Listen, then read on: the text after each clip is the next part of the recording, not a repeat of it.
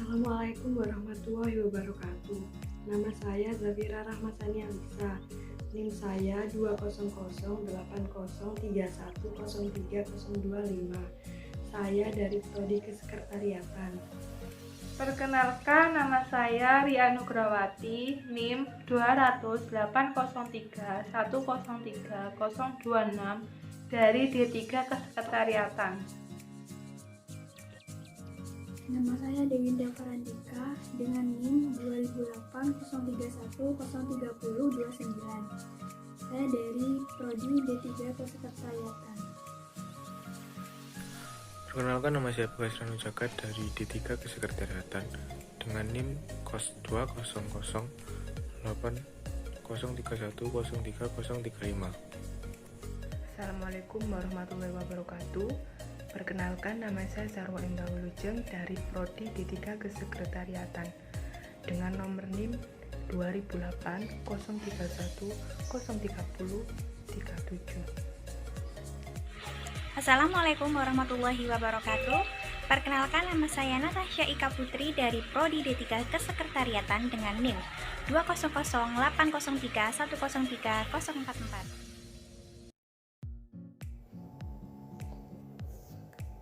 Saya akan menjelaskan tentang pengertian perusahaan. Perusahaan merupakan tempat suatu kegiatan produksi dan tempat berkumpulnya semua faktor produksi. Setiap perusahaan ada yang terdaftar di pemerintah dan ada juga yang tidak. Bagi perusahaan yang telah terdaftar di pemerintahan, mereka memiliki badan usaha untuk perusahaannya atau status perusahaan yang terdaftar dalam pemerintahan secara resmi. Pengertian perusahaan menurut para ahli. Menurut Webster's Dictionary, perusahaan adalah business establishment or commercial house, yaitu lembaga bisnis atau badan komersial. Menurut J.C. Rietveld, perusahaan atau badan usaha adalah suatu organisasi perusahaan yang bertujuan untuk memperoleh pendapatan atau penghasilan. Menurut Basu Swasta DH dan Ibnu Sukojo W, perusahaan adalah suatu organisasi produksi yang menggunakan dan mengkoordinasikan sumber-sumber ekonomi untuk memuaskan kebutuhan dengan cara yang menguntungkan. Menurut Murti Sumarni dan John Suprihanto, perusahaan adalah suatu unit kegiatan produksi yang mengolah sumber-sumber ekonomi untuk menyediakan barang dan jasa bagi masyarakat dengan tujuan untuk memperoleh keuntungan dan agar dapat memuaskan kebutuhan masyarakat. Jadi, perusahaan adalah lembaga bisnis yang melakukan kegiatan produksi, menyediakan barang dan jasa untuk memuaskan kebutuhan dengan tujuan memperoleh pendapatan.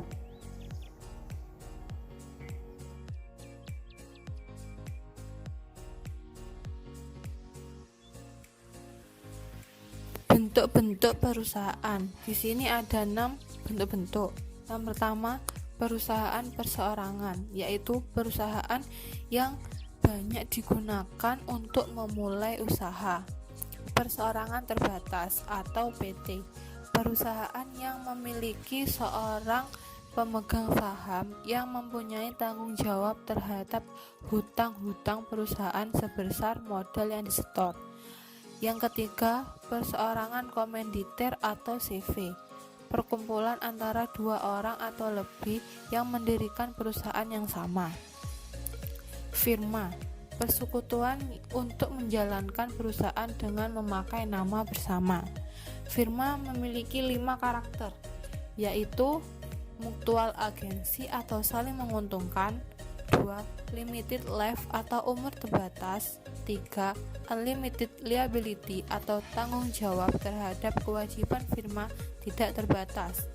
Yang keempat, ownership of an interesting partnership.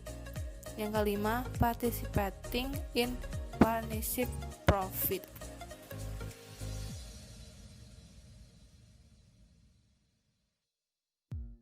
Kemudian selanjutnya yang kelima yaitu badan usaha milik negara atau bisa disebut dengan BUMN.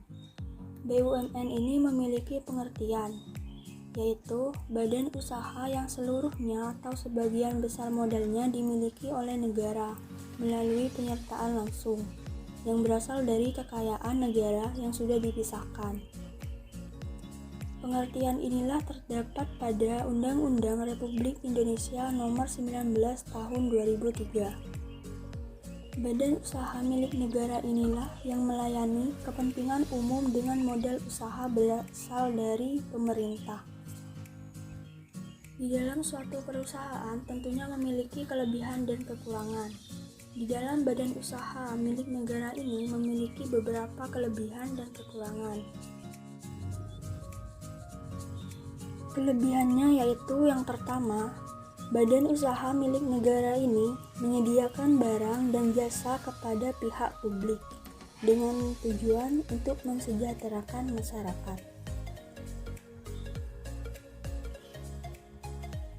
Kemudian yang kedua yaitu badan usaha milik negara juga dapat membuka lapangan pekerjaan yang sangat luas untuk warga negara Indonesia. Yang ketiga, badan usaha milik negara ini dapat memberikan keuntungan untuk negara, yaitu berupa penambahan kas negara melalui devisa dan laba yang diperoleh. Tidak hanya memiliki kelebihan, badan usaha milik negara ini atau yang bisa disebut dengan BUMN juga memiliki beberapa kekurangan. Yang pertama, BUMN cenderung lambat dalam mengambil keputusan. Hal ini biasanya disebabkan karena pemilik modal adalah pemerintah. Kemudian yang kedua, rawan terjadinya korupsi, kolusi, dan nepotisme. Kolusi itu sendiri merupakan kerjasama melawan hukum antar penyelenggara negara yang dapat merugikan orang lain, masyarakat, atau negara. Kemudian yang ketiga, keberlangsungan hidup badan usaha milik negara ini biasanya tergantung dengan niat para penentu kebijakan. Kemudian selanjutnya yaitu koperasi.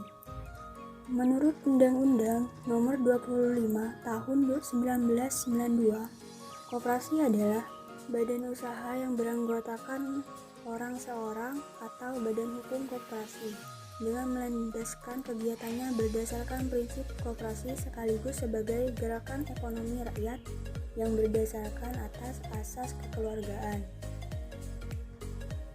Sedangkan menurut para ahli salah satunya yaitu Arifino Cananiago, koperasi adalah suatu perkumpulan yang beranggotakan orang-orang atau badan hukum yang memberikan kebebasan kepada anggota untuk masuk dan keluar dengan bekerja sama secara kekeluargaan menjalankan usaha untuk mempertinggi kesejahteraan jasmania para anggotanya. Di dalam koperasi terdapat beberapa kelebihan dan kekurangan. Kelebihannya yaitu yang pertama, mengutamakan kepentingan anggota. Jadi di dalam koperasi ini lebih mementingkan kepentingan anggota dibandingkan dengan individu. Karena tanpa adanya anggota, koperasi ini tidak akan berjalan dengan baik. Kemudian yang kedua yaitu memudahkan anggotanya dalam memperoleh modal usaha. Selain itu, koperasi juga menyesuaikan dengan kemampuan finansial masing-masing anggota. Tidak hanya memiliki kelebihan, koperasi juga memiliki kekurangan, yaitu rendahnya kesadaran berkoperasi pada anggota. Jadi tidak semua anggota memiliki kesadaran yang penuh dalam melakukan kegiatan koperasi. Misalnya saja, tidak menyetorkan iuran wajib dan tidak menjalankan kewajiban dan haknya dalam melakukan kegiatan koperasi tersebut. Kemudian yang kedua, memiliki daya saing yang lemah. Jika koperasi dibandingkan dengan badan usaha besar lainnya, maka koperasi jauh lebih kecil dibandingkan badan usaha lainnya tersebut. Selain itu, koperasi juga yang baru berdiri akan sulit mendapatkan modal. Selanjutnya yang ketujuh yaitu usaha dagang. Usaha dagang memiliki pengertian yaitu bentuk usaha yang kegiatannya membeli dan menjual kembali barang yang telah dibeli dengan tujuan memperoleh keuntungan tanpa mengubah kondisi barang yang dijual. Usaha dagang memiliki kelebihan, antara lain dapat menjual barang tanpa harus mengolah barang terlebih dahulu.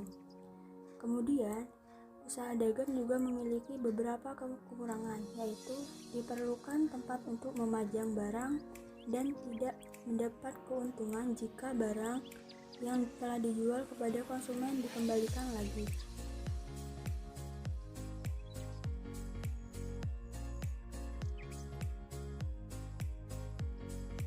Saya di sini akan menjelaskan langkah-langkah mendirikan perusahaan atau PT.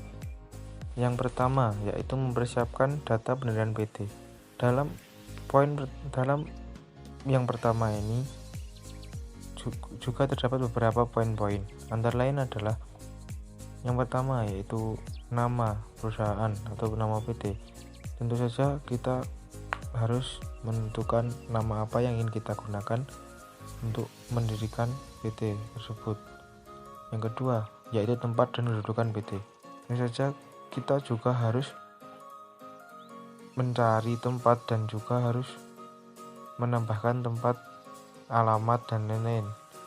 Yang ketiga yaitu maksud dan tujuan PT. Tentu saja ini juga perlu karena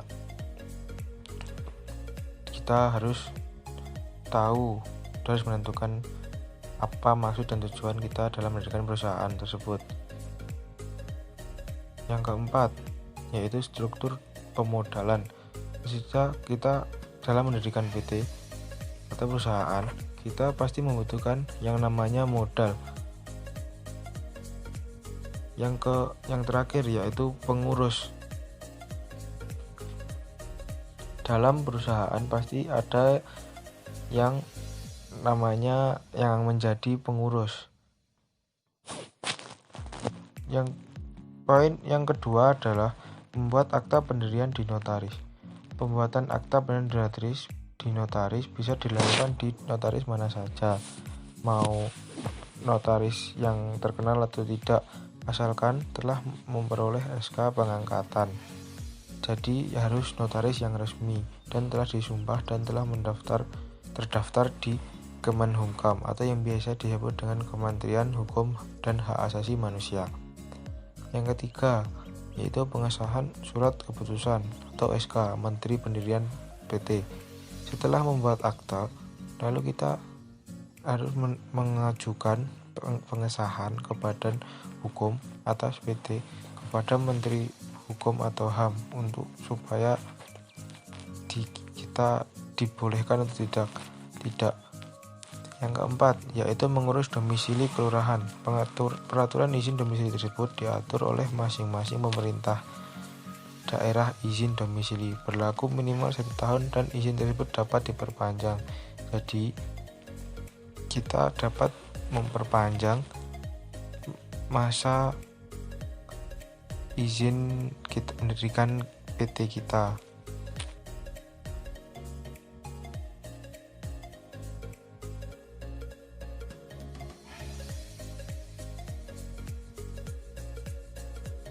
Yang selanjutnya adalah mengurus tanda daftar perusahaan atau TDP. Perusahaan TDP mencakup perusahaan yang berbentuk 1. Perseroan terbatas, 2. Koperasi, 3. Persekutuan komoditer, 4.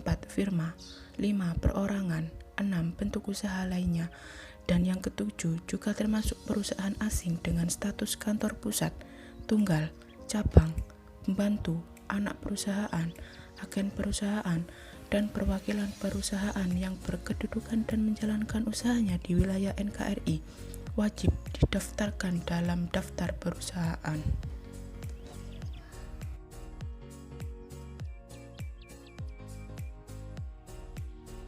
Langkah-langkah mendirikan perusahaan perseroan terbatas. Yang pertama yaitu mengurus nomor pokok wajib pajak atau NPWP di kantor pajak.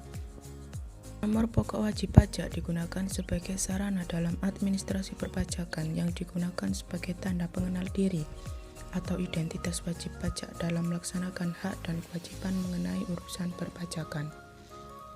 NPWP akan sangat berguna dalam mengurus proses administrasi karena NPWP menjadi syarat utama dokumen pendukung ketika Anda mengajukan kredit ke bank. Yang kedua yaitu mengurus izin usaha. Apabila perusahaan ingin membuat kegiatan usaha, maka harus diberlakukan izin usaha.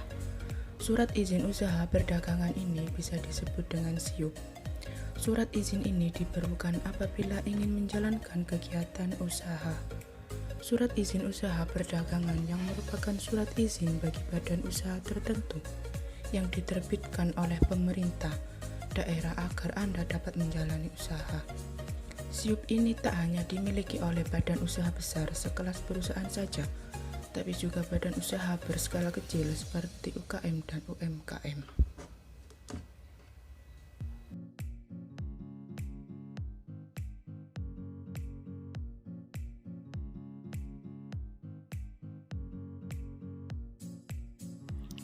Landasan hukum terkait mendirikan perusahaan ada beberapa di sini ya, saya sebutkan.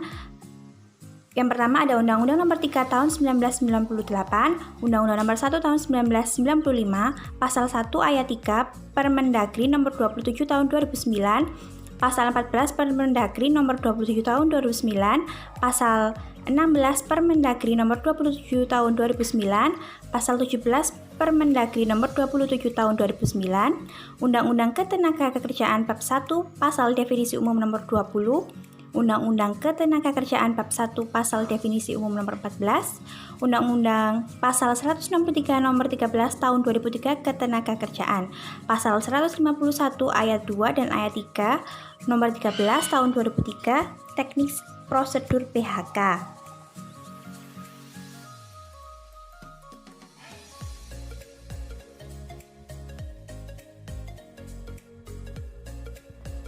Ada juga aspek keunggulan dalam suatu perusahaan, yaitu sumber dana yang diperoleh. Ada modal asing, itu pinjaman atau modal sendiri. Terus ada biaya kebutuhan investasi. Terus kriteria investasi.